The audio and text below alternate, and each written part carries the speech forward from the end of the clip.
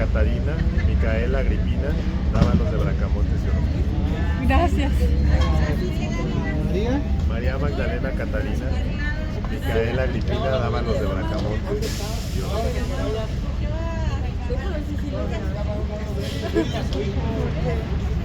Magdalena Catarina. Dávalos. Agripina, Micaela, Dávalos de Bracamontes.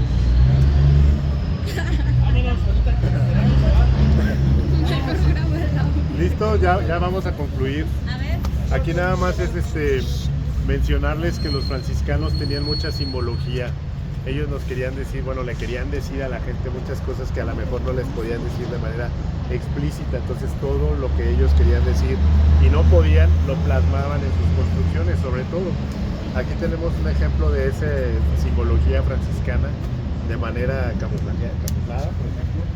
Aquí en estos leones, que parece que son los picaportes de la puerta principal, ¿no?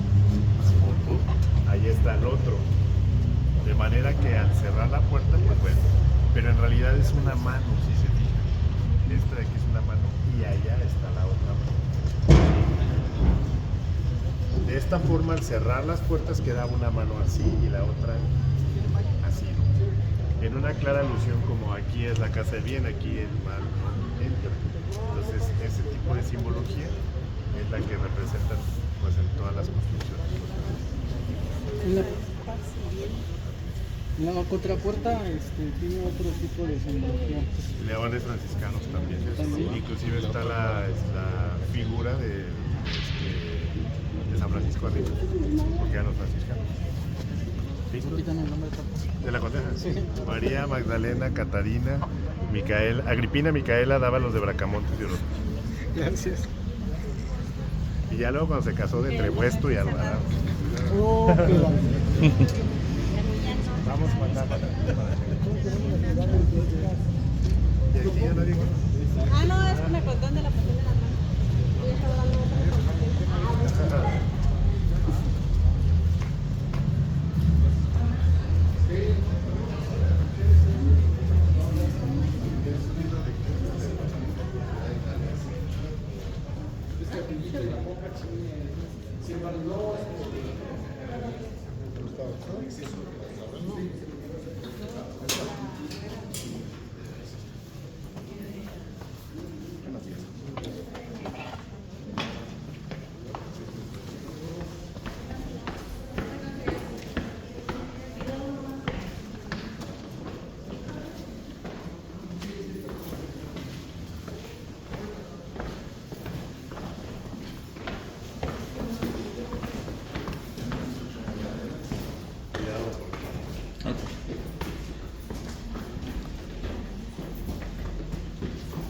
Cuidado. Cuidado. Avísenles.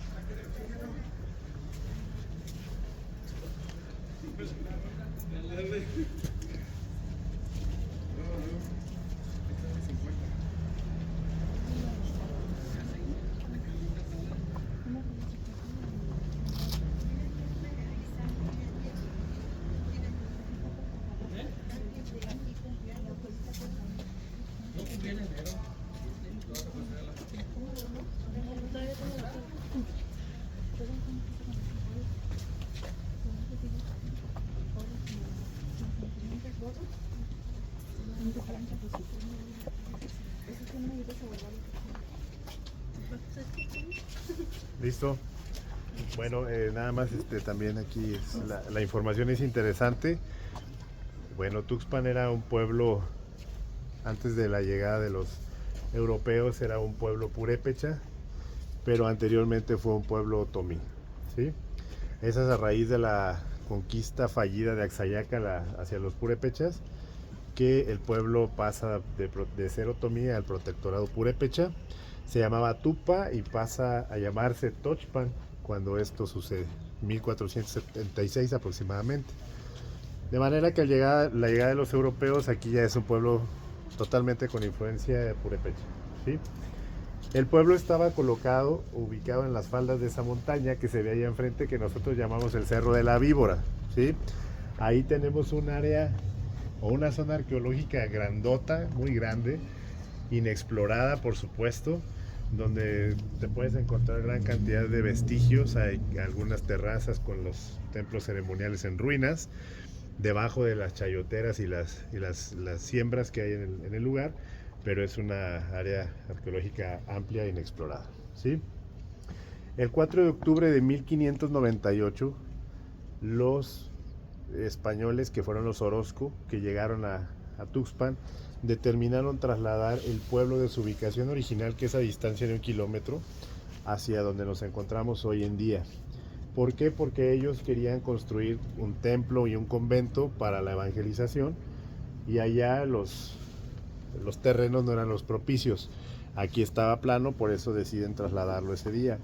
Si ustedes pusieron atención, en medio del claustro hay una fuente, no sé si vieron, o una pileta. La realidad es que ese es un ojo de agua, ¿sí? Ahí nace el agua, sigue naciendo, la parroquia sigue adquiriendo el líquido de ahí. No es de extrañarse que los franciscanos hayan decidido construir su convento en torno a ese ojo de agua que era vital para ellos, y comienzan en 1598 y el convento lo concluyen en 1612, pero pone la primera piedra tanto del convento como del templo en 1598, el 4 de octubre. La fecha no es al azar, es el día de San Francisco, ¿sí? Entonces, pues bueno, por eso, como eran franciscanos, aún así el pueblo no se llama San Francisco, se llama Santiago Tuxpan, ¿sí? El templo tardó 111 años en construirse. Fue una cadena de generaciones de esa familia Orozco. Son los antepasados de la condesa quienes inician la construcción, y es a su madre, aproximadamente la 5ª generación, a quien le toca concluirla, ¿sí? Que es la segunda condesa de Miravalle, su mamá. Seguramente este poder que obtuvo al casarse con el hijo de los condes determinó que le pudiera acelerar para que se concluyera esa encomienda familiar desde mucho tiempo. 111 años después el templo se consagra y es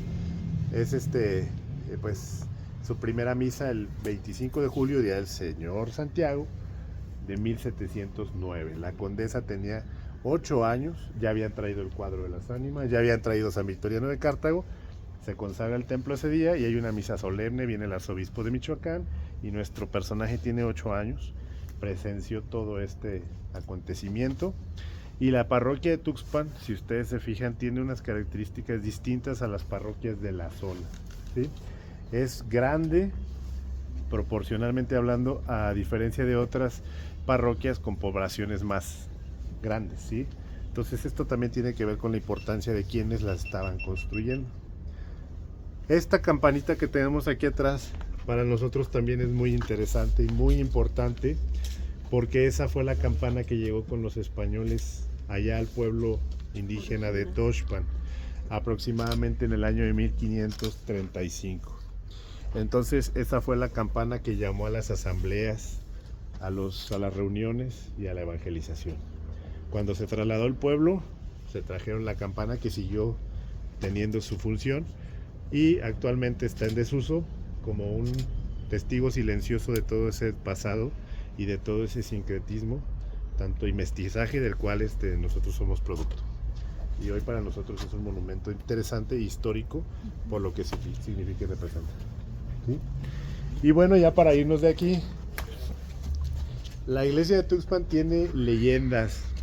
La historia de la condesa está difícilmente la podemos separar de todo lo legendario que se dijo de ella, todas las leyendas, ¿no?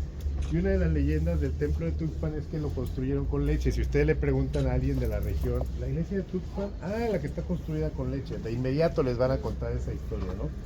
Tiene un porqué. Acuérdense que las leyendas son acontecimientos históricos que fueron exagerados, es decir, pasó algo, pero ya la gente lo magnificó, ¿no? Se hizo mucho más amplio de lo que era. Y bueno, se dice esto porque durante el año de 1706, ya cuando estaba a todo lo que da la construcción del templo, hay una sequía que está registrada en los documentos y en los archivos, una sequía en la Nueva España. Entonces, ¿qué ocurre? Que está la construcción a tope. Entonces los trabajadores tienen la autorización de sacar el agua de este pozo que vimos, o que vamos a seguir viendo, pero solo para hacer la mezcla que iba a hacer la argamasa, para unir los bloques de cantera y las piedras, no para que se la tomaran. De por sí era una sequía, debió haber habido poca. Entonces los franciscanos no los dejaban tomar esa agua para tomarla, sino para beberla, sino solo para la construcción. Esto hace que los trabajadores digan, nosotros si no tomáramos agua no trabajamos, y se hace una especie de huelga. Entonces vienen los segundos condes desde la Ciudad de México. La mamá de nuestra condesa, preocupada porque se está deteniendo una obra que ella quería pues terminar pronto, pues viene y ve la obra detenida, y se dice que se sienta en el atrio enfrente de la construcción y se sienta a contemplar la obra detenida, pues desesperada y sin posibilidades de poder mediar o solucionar el asunto. Entonces ella estaba dando de leche a una de sus hijas. Acuérdense que la condesa les dije que tuvo 4 hermanas menores. Estamos hablando de 1706. Entonces se sienta esta señora con su hija, la empieza a amamantar y se le ocurre una idea totalmente bizarra. Atrás de esas montañas que están allá, hay un lugar que nosotros le llamamos Agostitlán hoy en día, pero antes se llamaba el Agostadero. Era el lugar donde esta familia tenía miles de cabezas de ganado, que era uno de sus fuertes económicos. Entonces a la señora se le ocurre la idea bizarra, extraña y locochona de traer a las vacas, convertir el sitio de la construcción del templo en un establo, ¿sí? Dice nuestra leyenda que ordeñaron las vacas, con la leche hicieron la mezcla que iba a unir las canteras y las piedras, y de esa forma los trabajadores tomaron agua y ya, asunto arreglado. Suena de lo más romántico y de lo más bonito, pero no. Pero si nosotros utilizamos el sentido común para que las vacas den leche, Sí, el agua pues tienen que tomar un montón de agua, ¿no? Entonces, aquí la leyenda y la historia tienen un encontronazo. Pero adivinen qué es lo más interesante de lo que les estoy diciendo. Que aquí abajo en la notaría hay un documento que nos habla de ese acontecimiento, de que vinieron las vacas del Agostadero y que efectivamente se convirtió el sitio del templo de la construcción en un establo. Probablemente fue una ordeña nada más, y cuando ya vieron que pues las vacas de regreso, ¿no? Pero sí lo intentaron, ¿sí me explico? Entonces ahí nace esa leyenda. Pero nosotros sabemos que sí somos los mexicanos, con un litro de leche que le hubieran puesto, ya nosotros decimos que es un pastel prácticamente, ¿sí? ¿Cierto, no? Entonces, ese es el origen. Y la construcción tiene una piedra grande con piedras pequeñitas, se fijan, y toda la nave de la parroquia tiene elementos ocultos, figuras geométricas, letras, estrellas, flores. Y la más interesante, que nos es imposible ver de aquí porque está en la parte trasera, hasta arriba, con este mismo método que les estoy diciendo, no lo vamos a ver, pero es la parte trasera, es un dato, dice Orozco hasta arriba, porque fueron los que la construyeron. Entonces este periodo constructivo es contemporáneo con la construcción del acueducto de Morelia con piedra, 1785 por la sequía. No, Bueno, en tiempo de contemporáneo. No, este se terminó en 1709. 1709. ¿Y Allá aquel se fue comienza en 1785. Así es, Más o menos. Pero fue una sequía también allá. También por eso hubo una sequía. Oh, ok. Bueno. Es que el tiempo de la sequía fue constante durante el siglo XVIII. ¿Listo? ¿Repites cómo le conocen al templo? Templo de Santiago Apóstol. Además, los padres